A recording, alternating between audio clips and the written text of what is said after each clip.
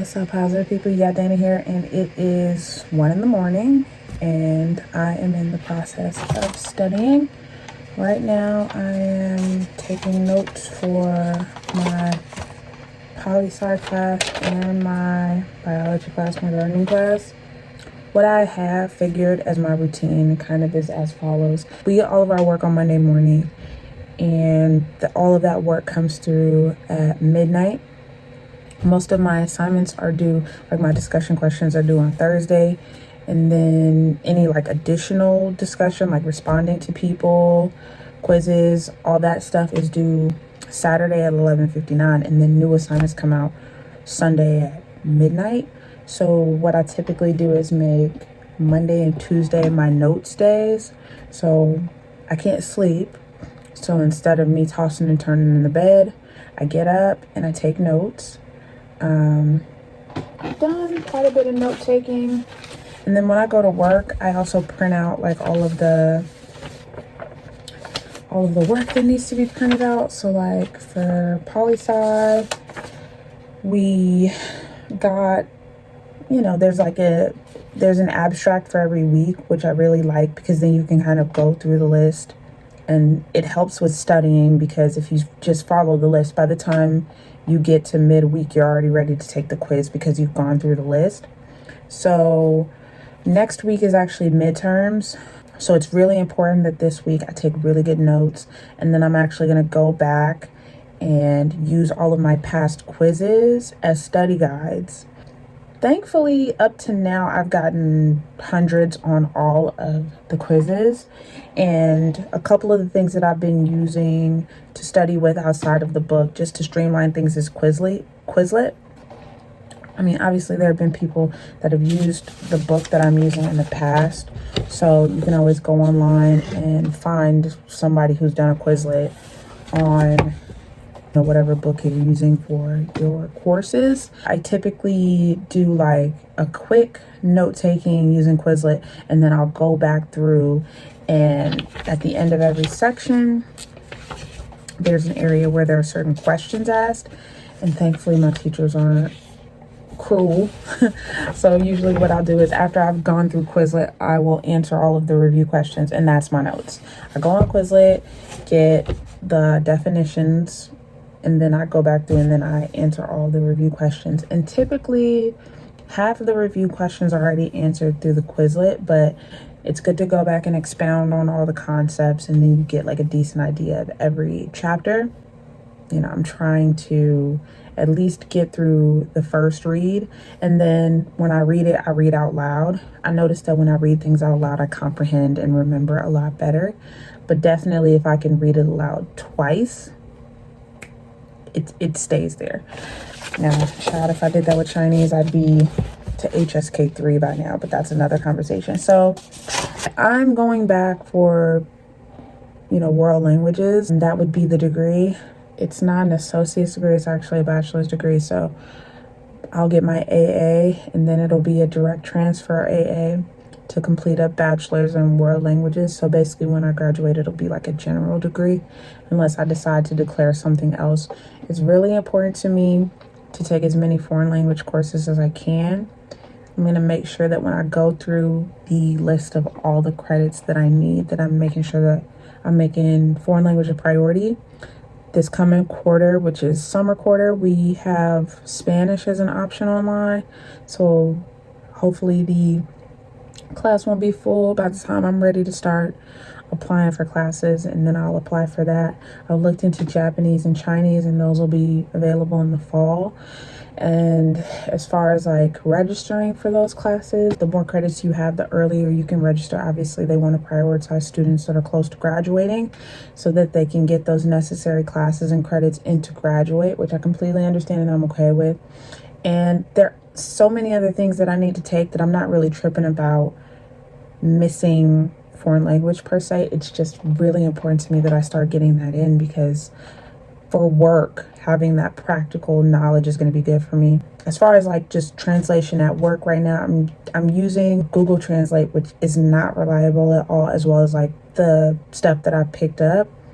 I'm pretty good at translating Spanish at this point. It's Spanglish for sure, but I can pretty much do my job. Like, I have a script that I use that's pretty decent. And what's nice too about people that speak Spanish, oftentimes identifying information they can say in English. So like, you ask somebody their name, you know, como te llamas, what's your name? They don't have an issue whether you ask in English or Spanish, you know, donde vivas? Where do you live? You could ask either way. They don't have a problem. The simple shit, you know what I'm saying? So I have that. And then with Chinese, it's a little more difficult. I can identify phone numbers and names pretty easily. The biggest thing with Chinese is just letting someone know that I respect them and all of that. I think what's nice too about people that speak Chinese is if you say anything in Chinese, or rather in Mandarin, they're just appreciative of the fact that you tried. A lot of them typically use translators, so I'm not using as much. But when I have the opportunity to throw a phrase in, I throw a phrase in. The biggest languages that I hear at work are Spanish. I hear Mandarin.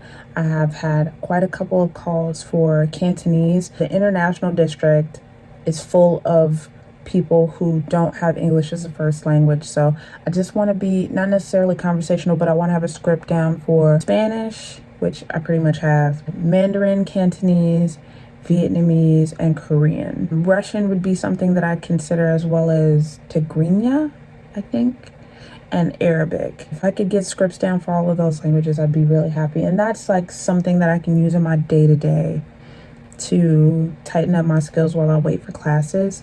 But yeah, I'm taking notes. Usually what I do, and I don't want to get my video demonetized, I'll listen to like chill hop music or like lo-fi girl. I'll find like some lo-fi music, just something in the background that's calming. I'll listen to that while I study. And if I don't feel like listening to lo-fi, I'll listen to like motivational stuff. Right now I've been marathoning a lot of Heinz videos. He's this YouTuber from Vancouver, British Columbia, I think. Super like motivational, really chill vibe. I've been enjoying his content a lot.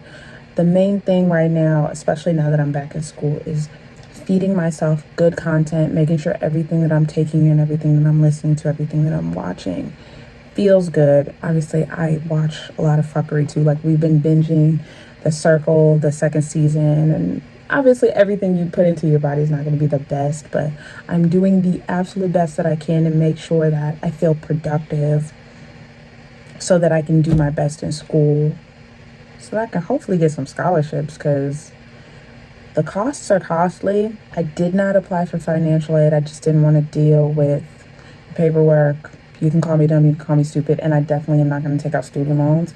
I would just much rather write off whatever I can write off at the end of the year. Student loans were like not, like the way that I see it, I would much rather pay for like 1 or 2 classes every semester. Like, I can afford to do that. I was tricking off money on like designer stuff. So if I can afford to do that, I can afford to put myself through school, and that's just the way that I'm looking at it. And I feel like I can afford to pay for 2 years worth of school. And let's say I don't decide to go for the full bachelor's. My plan was to get my associates in world language, the general degree, and try and see about getting a job. And then once I had better pay, going back and getting that bachelor's. Also too, American Sign Language is another thing that I'm really passionate about too. I just feel like there are a lot of growth opportunities when you can speak to a lot of people, and deaf people. Like, people never consider the fact that like deaf people are such a huge population, and it would be good to communicate with them too. So anyway, I'm gonna get back to studying. I just wanted to show y'all my setup. If you're curious about what I write with, I have a Pentel RSVP pen. It's almost out of ink, so I'm gonna have to go to the dollar store or Target or wherever to get more of these. This is the only pen that my hand doesn't cramp with. Skinny pens, like, these are the kind of pens that I use at work. I hate them because they make my hand cramp. I love like the fluidity of them though. Like, my handwriting is always really neat, but I find myself having to pause and like stretch my hand. with these pens. I used to love the Staples pens too. Staples had really good pens. So yeah, this is what I've been writing on my notes with, but you know, it's almost out of ink. I'm actually surprised it's still writing. Like, shouts out to Pentel, you make a good pen. I feel like the thicker the pen is, the easier it is for me to write with. It doesn't really help my handwriting though. If you're kind of curious about my handwriting, that's what it looks like. I feel like I write like a typical 90s kid. Fun fact about my handwriting. So when I was a kid, right, and it was kind of like in the 3rd grade, here's like my study guide that I need to like fill out. I used an inkier pen, like a more marker style pen with that. But anyway, in 3rd grade, I never cared about handwriting until I got to the 3rd grade. There was this girl, Audrey, I'll never forget her. She was just put together, child. She was just a put together 8 to 9-year-old. But Audrey had this really pretty, bubbly handwriting, and I'll never forget how she wrote her name. It's funny because her and this boy that I went to school with in middle school named Rashad, they had kind of very similar handwriting. It was very bubbly. The E's, like I make my E's like a C with like a line, like it's all influenced from their handwriting. Like I just loved the way it looked. I was just like, yeah, I need some of that in my life. That style of handwriting, I'm not gonna lie to you, it makes you write significantly slower. But when I go back to read my notes, it's super easy to read. So when I write fast, I incorporate more like cursive. But okay, so like this is probably the best example of like me writing neat. But then let me try and find where I'm like rushing. So then this is how it looks. This page is a really good example because at the top it's like all neat, and then at the bottom it gets cursive-y. And then the further down you go, if you look down here, it gets just not really sloppy, but just also too, it gets a lot more difficult to write at the bottom of a page. Yeah. Anyway, those are some of my notes. Oh, if you're curious about my notebook, this is a 5-star multi-subject like binder. I got this because it's not like your typical binder. It's like the rings are on the outside. I just thought it was cool. Yeah, I thought it was cool. So I have my subjects in here, and then there's like an area for index cards and all that jazz. It came with college rolled paper, which was cool. And then the prongs on it, if I can show you, hold up. So the prongs are like that, and then that's how you get paper out. So it's like, I don't know, it was just like a different setup. Yeah, anyway, that's my current study setup, and it's working for me. I said I take my notes on the first 2 days. I'll read through everything on the 3rd day, Wednesday. I do like lab assignments, my initial discussion posts typically on Wednesday. I try and get 1 or 2 replies in by Thursday. Thursday is like a big due date. So if there's anything that needs to be sewn up for Thursday at 11:59, I do it then. And then I typically take a break Friday, try and do some work Saturday, sew everything up Sunday, and then the cycle continues. I'm looking forward to having a more sustainable setup because sometimes I feel like I could probably have more breaks if I did a little more work earlier on. I'm only 5 weeks in. I'll let y'all know how things go later on, but we're halfway through, and I feel like I'll have a better setup maybe after midterms. But the biggest thing for me right now is just getting through midterms and making sure that I score high. I just want to put my best foot forward. So anyway, that's all I have for my study setup. Maybe I'll study with y'all at some point. It's late as hell, so I want to get as much done as possible. Till later. Peace, positive people.